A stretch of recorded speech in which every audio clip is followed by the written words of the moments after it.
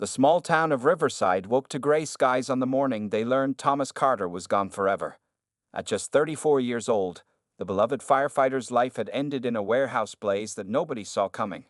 The news spread quickly through the tight-knit community, leaving everyone stunned, but nobody was more shattered than his young wife Sarah and their 2-year-old son, Ethan.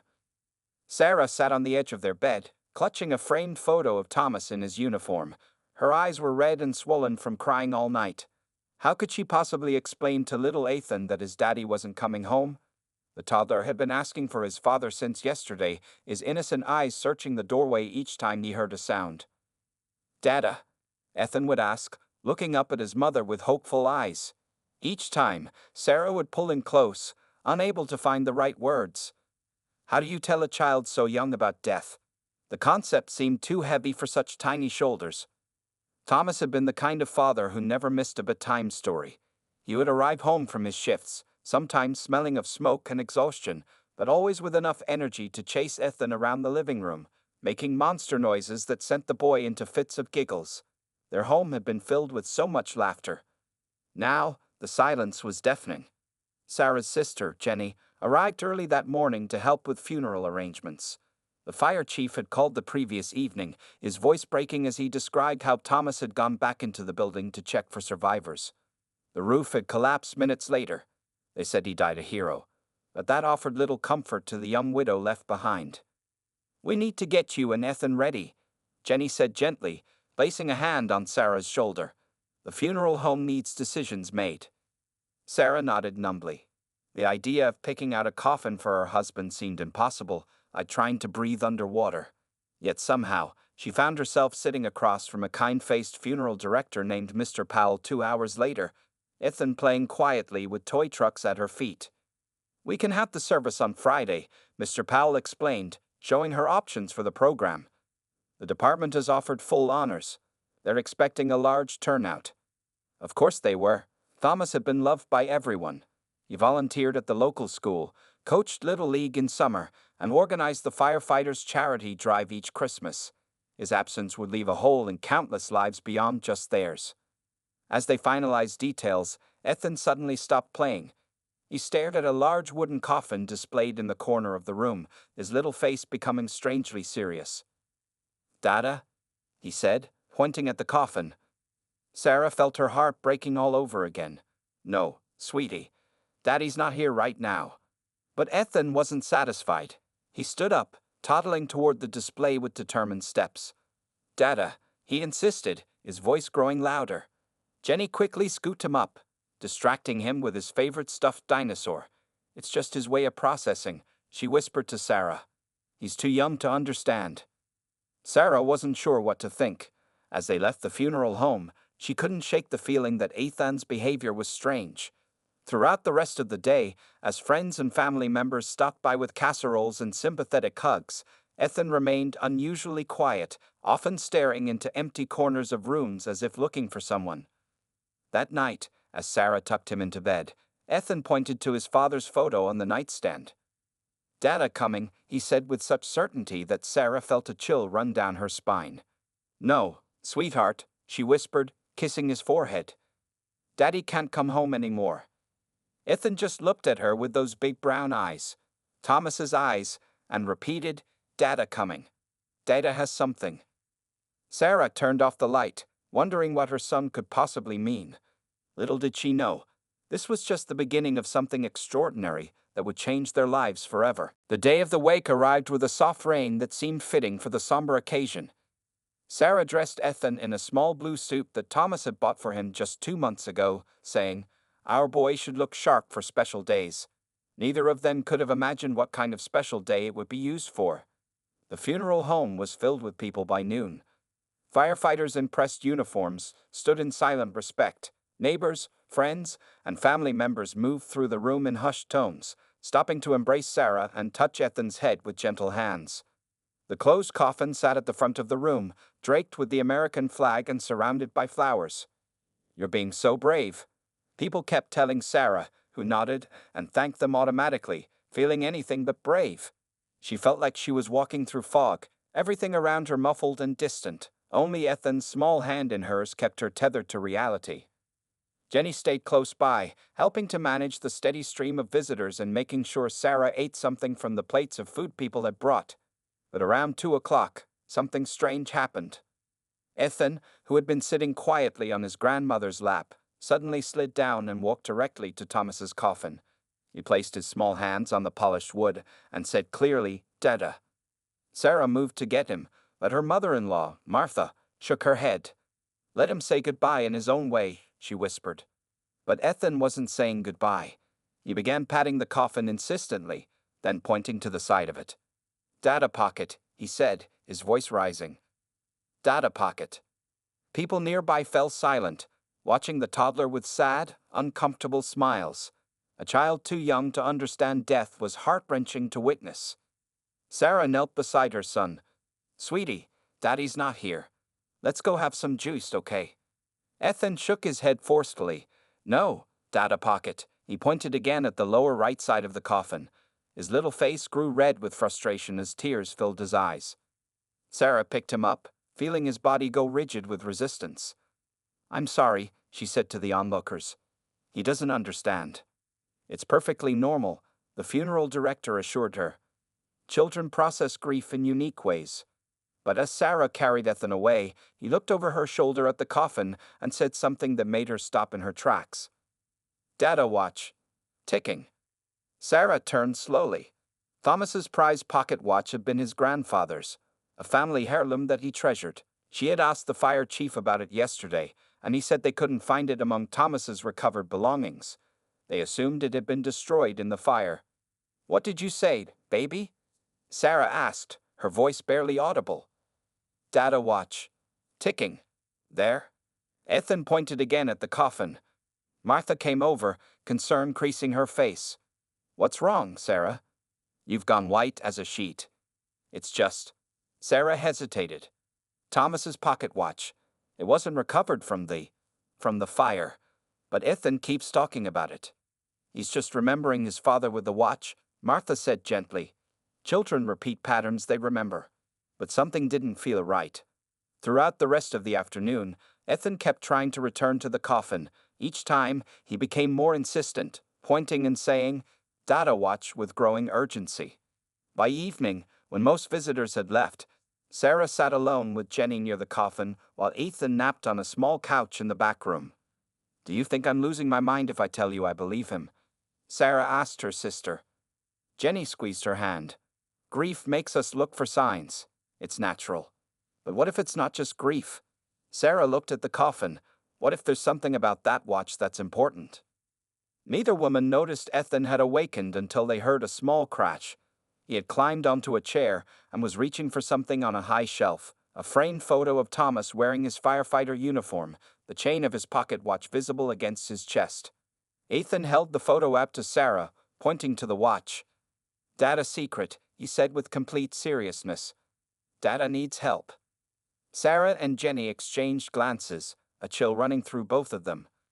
"Maybe," Jenny said slowly, "we should ask about opening the coffin before tomorrow's service." The morning of the funeral arrived with a golden sunrise that seemed cruelly beautiful against the weight of their grief. Sarah had barely slept, Ethan's words about his father's watch circling in her mind like restless birds. She had called Mr. Powell, the funeral director, late the previous night, but he had gently discouraged her from opening the coffin. "It's not uncommon for family members to have second thoughts," he had explained in a soft voice. Thomas's condition after the fire, it would be better to remember him as he was." Sarah hadn't pushed further, doubt creeping in about her own judgment. Was she simply looking for meaning in random coincidences? Was Ethan just processing grief in his childlike way? Now, as they arrived at the church, Sarah felt her heart hammering against her ribs. The small white chapel was filled with flowers and photographs of Thomas throughout his life. His fellow firefighters stood in formation outside, ready to serve as pallbearers. "Are you going to be okay?" Jenny asked, adjusting Ethan's tie. The boy was uncharacteristically quiet this morning, his eyes fixed on the church entrance where they would soon bring his father's coffin. Sarah nodded, though she wasn't sure at all.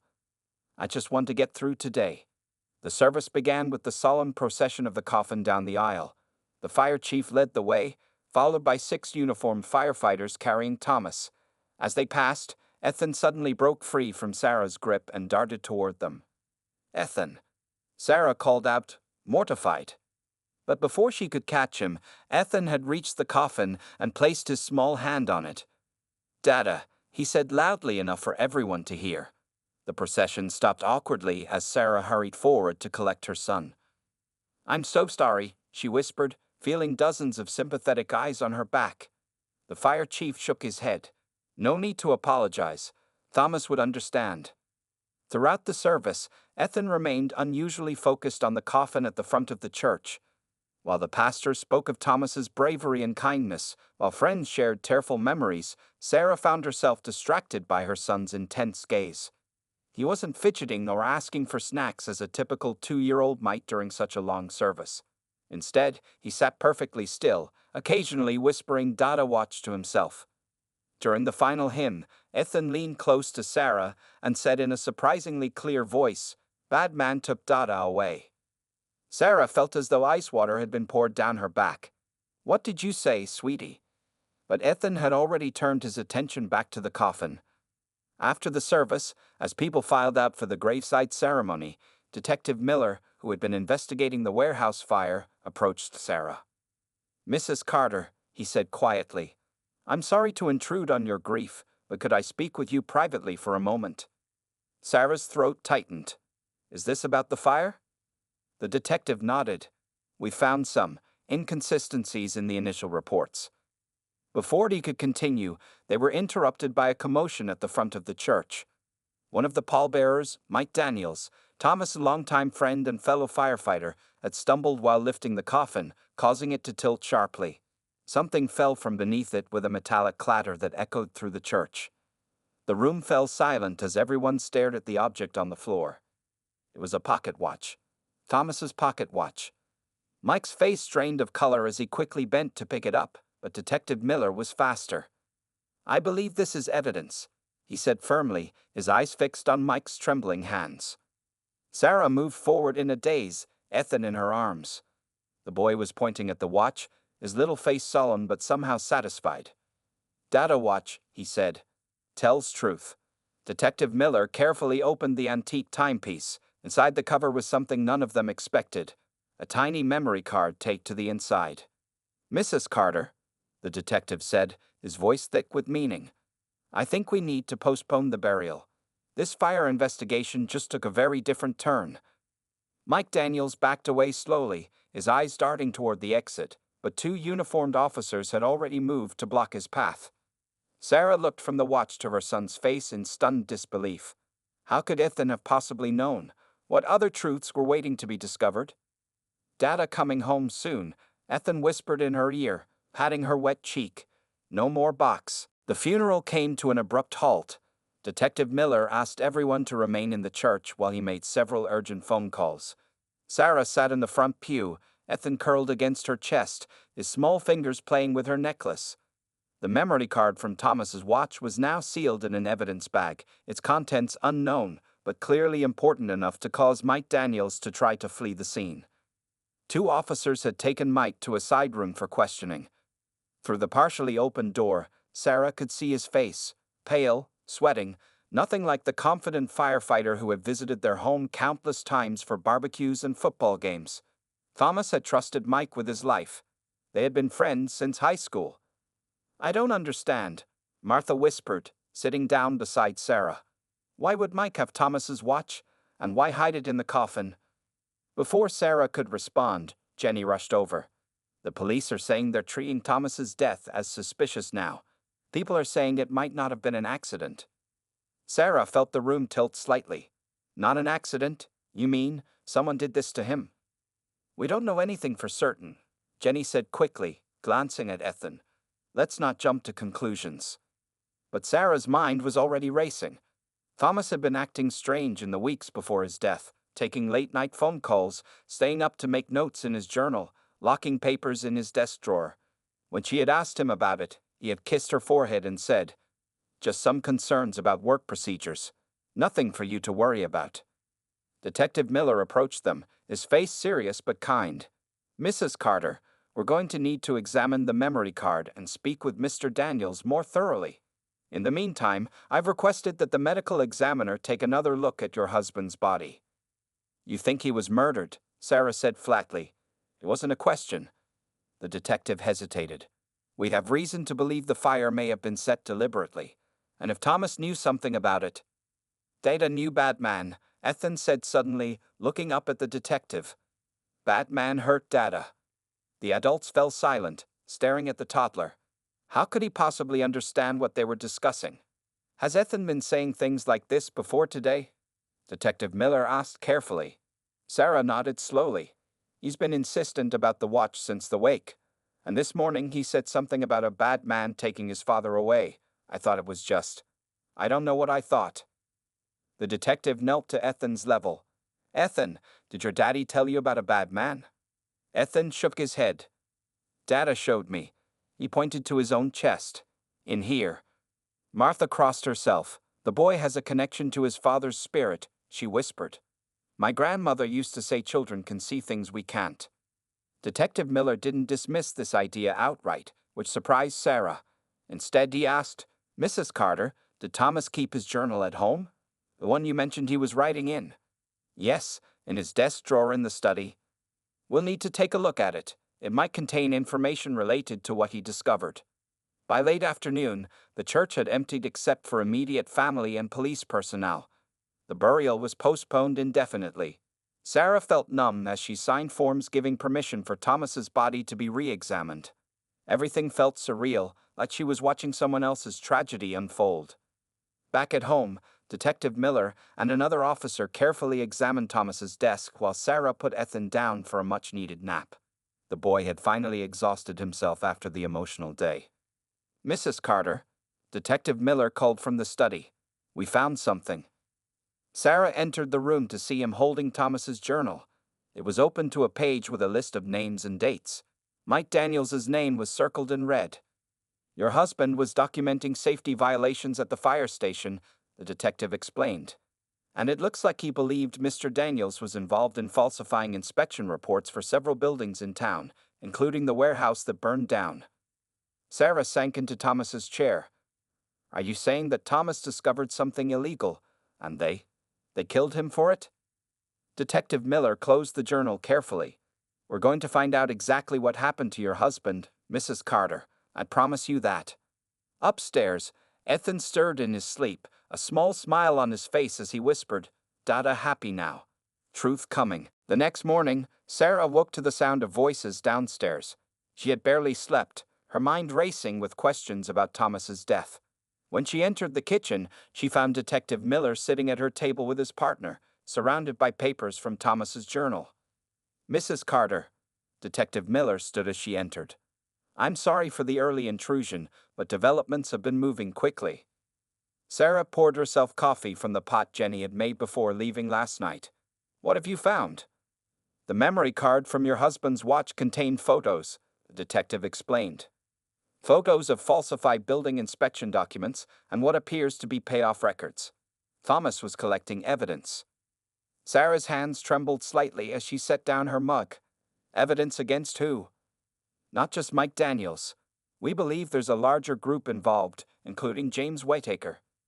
Sarah felt her breath catch. James Whitaker was one of the wealthiest men in Riverside, a property developer who owned several buildings downtown, including the warehouse that had burned. The preliminary re-examination of your husband's body showed some inconsistencies with the original report. Detective Miller continued carefully. There's evidence suggesting Thomas may have been unconscious before the fire reached him. The implication hung heavy in the air. Thomas hadn't died trying to escape the flames. Someone had made sure he couldn't. Mama? Ethan's small voice came from the doorway. His hair was tousled from sleep, his favorite stuffed dinosaur clutched in one arm. Sarah quickly wiped her eyes. Good morning, sweetie. Are you hungry? Ethan ignored the question, walking straight to Detective Miller. Did you find the bad men? The detective exchanged a glance with Sarah before answering. We're working on it, buddy. Dada showed me in my dream, Ethan said matter-of-factly. 3 bad men, one with fire, one with money, one was Dada's friend. He held up 3 little fingers to emphasize his point. A chill ran through the room. The detective's partner, who had been quietly taking notes, stopped writing, and stared at the toddler. "Ethan, how do you know about these things?" Sarah asked, kneeling in front of her son. Ethan shrugged as only a 2-year-old could. "Dada tells me when I sleep. He says find the special paper in the blue box." Sarah's eyes widened. The blue box? Thomas's safety deposit box at the bank. I completely forgot about it with everything that's happened. Within an hour, Sarah was at Riverside Community Bank with Detective Miller, opening the safety deposit box Thomas had maintained for years. Inside was an envelope marked Insurance in Thomas's neat handwriting. The detective carefully opened it to reveal a USB drive and a letter addressed to Sarah. "My dearest Sarah," the letter began. "If you're reading this, something has happened to me. I've uncovered a dangerous situation at work that I can't ignore. The evidence is on this drive and backs up what's on the memory card in my grandfather's watch. Mike, James Whitaker, and Fire Chief Porter have been falsifying safety inspections for payoffs. The warehouse on 10th Street is a disaster waiting to happen. No sprinklers, locked exits, electrical violations. I've reported it officially, but I'm leaving this insurance in case anything happens. I love you and Ethan more than anything. Stay safe. Thomas." Sarah pressed the letter to her chest, tears flowing freely now. He knew they might come after him. At the police station later that day, the evidence from Thomas's safety deposit box was being analyzed when news came in that Mike Daniels had confessed. According to the detective, Mike had broken down and admitted that Fire Chief Porter had tampered with Thomas's oxygen tank before he entered the warehouse. The fire itself had been deliberately set by one of Whitaker's men to destroy evidence of the building's numerous violations after Thomas had filed an official report. Arrest warrants were being prepared for James Whitaker and Fire Chief Porter. The conspiracy that had taken Thomas's life was unraveling quickly.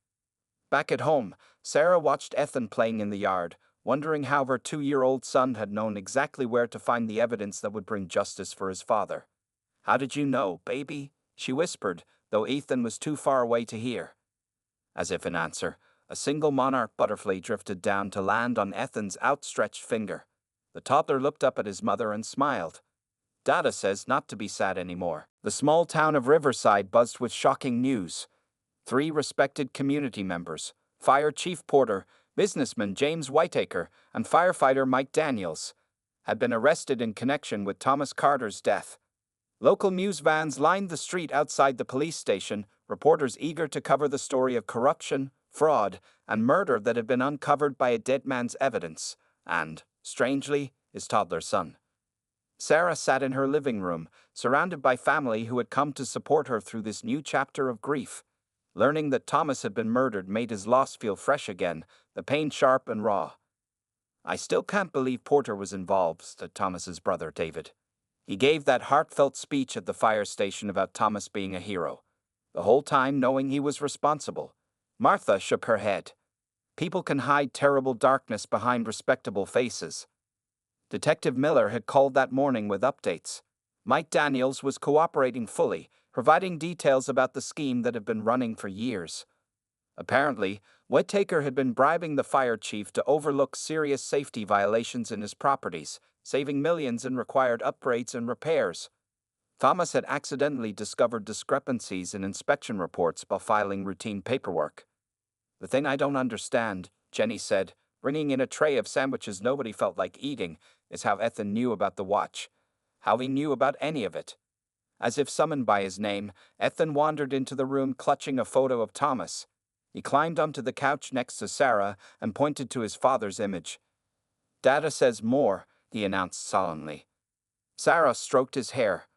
"More what, sweetie?" "More bad people, not finished." The adults exchanged uncomfortable glances. They had all been tiptoeing around Ethan's seemingly impossible knowledge, unsure whether to attribute it to coincidence, overactive imagination, or something none of them quite wanted to name. "Ethan," David said gently, "how do you talk to your dada?" Ethan touched his chest, then his head. "Here, and in dreams. He shows me pictures."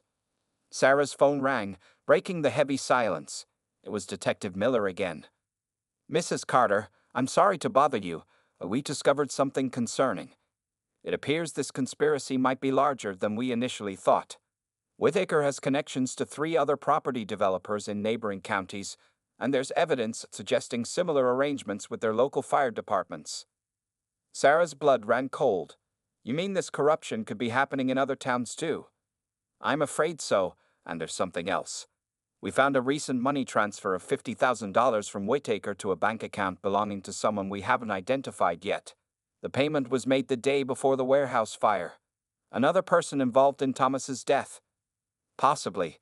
We're working on tracing the account, but it's been carefully obscured. After hanging up, Sarah relayed the conversation to her family. Ethan, who had been quietly playing with his dinosaur, suddenly looked up. "Man with glasses," he said clearly. "Man with star." David leaned forward. "Star? Like a toy star?" Ethan shook his head, frustrated by his limited vocabulary. He pointed to David's chest, where his police badge from the neighboring county was pinned. David was a deputy sheriff who had taken time off to be with his family after Thomas's death. "Star like Uncle David's?" Sarah asked, her heart beginning to pound. Ethan nodded vigorously. "Bad man with star." A heavy silence fell over the room. Was Ethan suggesting that a law enforcement officer was involved?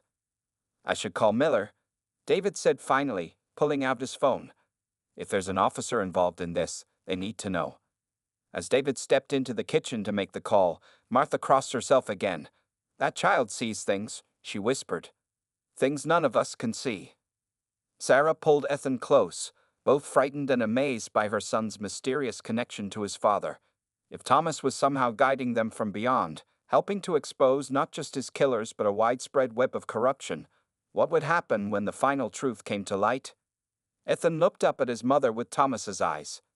"Dada says be careful, bad man coming."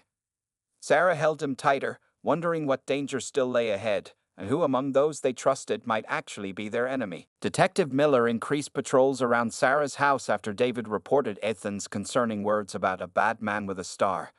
Though some officers were skeptical about taking the toddler's statements seriously, the evidence Thomas had gathered was impossible to ignore. Someone in law enforcement could very well be connected to this conspiracy. Sarah found herself jumping at every noise, checking locks repeatedly, and keeping Ethan within arm's reach at all times.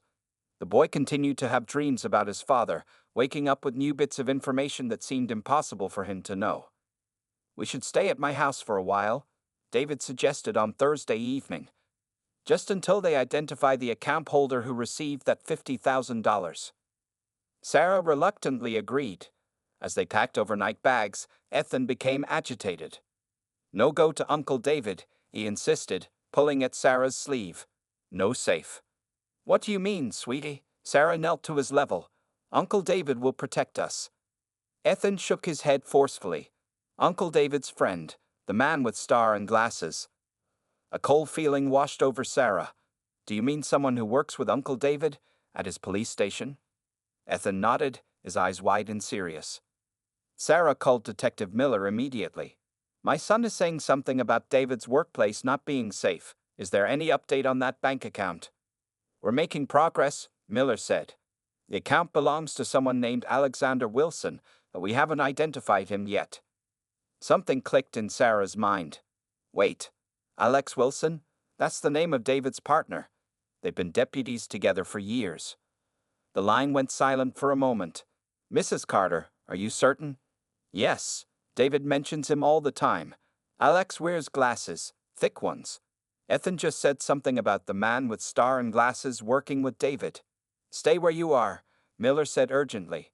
"Don't tell David what we discussed. I'm sending officers to your house right now." After hanging up, Sarah tried to act normal as David loaded their bags into his car. Her brother-in-law seemed tense, checking his phone repeatedly. "Everything okay?" she asked casually. "Just waiting for Alex to call me back," David replied. "He was supposed to meet us at my place." Sarah's heart raced. She needed to stall until Miller's officers arrived. "You know, I think I forgot Ethan's medicine. Let me check inside quickly." She hurried back into the house with Ethan, locking the door behind them. Through the window, she could see David's confused expression turn to concern, then suspicion as he tried calling her phone. "Sarah?" He called, knocking on the door. "Is everything all right? We need to get going." "Just a minute." She called back, frantically texting Detective Miller. David waiting for Alex, trying to take us to his house. David's knocking became more insistent. Sarah, open the door. You're acting strange. Ethan tugged at her sleeve. Back door, he whispered. Dada says go now. Sarah hesitated only briefly before following her son's instruction. They slipped out the back door just as they heard the front door opening. David must have used his spare key. Sarah? His voice called from inside the house. Where are you? Heart pounding, Sarah carried Ethan across the backyard to their elderly neighbor's house. Mrs. Peterson answered her frantic knocking immediately. My goodness, what's wrong? The old woman asked, ushering them inside. Please, can we use your phone? It's an emergency. Before Mrs. Peterson could respond, they heard police sirens approaching. Through the window, Sarah watched 2 police cars pull up in front of her house. Detective Miller emerged from one, accompanied by several officers. David came out to meet them, looking confused and concerned. Words were exchanged, and suddenly David was being handcuffed, his expression changing from confusion to anger. I didn't do anything. His voice carried across the yards. This is a mistake. Detective Miller spotted Sarah in the neighbor's window and gave her a small nod. She felt sick with relief and betrayal. Thomas's own brother-in-law had been part of the conspiracy that killed him.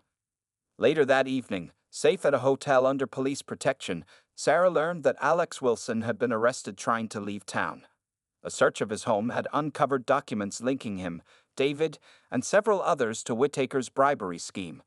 The web of corruption was even larger than they had imagined. How did you know, baby? Sarah whispered as Ethan drifted to sleep beside her. How did you know about Uncle David? Ethan's eyes fluttered open briefly. Dada showed me. Angels helped Dada show me. One more bad man, Mama. The biggest bad man. 6 months had passed since that fateful funeral day when a small boy's persistence led to the unraveling of a massive corruption scandal. The case against James Whittaker, Fire Chief Porter, Mike Daniels, David Carter, and Deputy Alex Wilson had grown to include 12 more people across 3 counties. The investigation revealed a years-long scheme of falsified safety inspections, bribes, and cover-ups that had endangered countless lives. Today, Sarah sat in the back row of the courtroom, watching as the final defendant stood to hear his sentence. Mayor Robert Collins, the biggest bad man as Ethan had called him, had been the mastermind behind it all. The distinguished-looking man with silver hair and an expensive suit showed no emotion as the judge delivered his verdict. 20 years in prison for conspiracy, corruption, and accessory to murder. The court has heard overwhelming evidence of your role in organizing this criminal enterprise, the judge said sternly. You used your position of public trust to endanger the very citizens you swore to serve, all for your own financial gain, and when Thomas Carter threatened to expose you, you authorized his murder. Sarah closed her eyes, remembering how Ethan had woken up the night after David's arrest, crying out about the man in the big chair. No one had suspected the mayor until Detective Miller found emails between Collins and Whittaker discussing what to do about the Carter problem. As the court adjourned, Detective Miller approached Sarah. It's finally over, he said quietly. Thomas can rest in peace now. Sarah nodded, though she wasn't sure Thomas had ever been restless. Whatever connection had existed between father and son seemed to have faded in recent months. Ethan no longer woke with messages from his father, no longer pointed at empty spaces with knowing eyes. The dreams of Dada had gradually been replaced with normal toddler dreams of dinosaurs and superheroes. How's Ethan doing? Miller asked as they walked out of the courthouse together. He's good, Sarah smiled. Starting press school next month. He's excited about it. And Miller gestured vaguely. The special connection. Sarah understood what he was asking. Many people who knew their story still wondered about Ethan's inexplicable knowledge. Some called it a miracle, others a coincidence stretched by grief and imagination. The local paper had even published an article titled The Boy Who Spoke for His Father, which had drawn attention from parapsychologists and skeptics alike. It's faded, Sarah said simply. I think once justice was done, whatever was happening completed its purpose. Martha was waiting with Ethan at the small park across from the courthouse. The boy ran to his mother with open arms, his face bright with 3-year-old joy. Did the bad men get their time out? He asked innocently. That was how Sarah had explained the trials to him, that bad men who did wrong things had to have a very long time out to think about what they did. Yes, sweetheart. All the bad men got their time out. Ethan nodded, satisfied. Good. Can we go see Dada now? It was Saturday, a regular day to visit Thomas's grave. After the truth about his death had been revealed, he had been given a proper funeral with full honors. His new headstone identified him not just as a loving husband and father, but as a hero who gave his life exposing corruption. At the cemetery, Ethan placed a small toy firefighter truck on his father's grave, something he did each visit. Dada says thank you, he said matter-of-factly. Sarah felt the familiar mix of wonder and acceptance wash over her. She had stopped questioning Ethan's occasional statements about what Dada says. Whether they were the imaginings of a child or something more mysterious didn't matter anymore. You're welcome, she whispered, touching the cold stone. As they walked back to the car, Ethan looked up at the clear blue sky. Dada's with angels now. He's not sad anymore.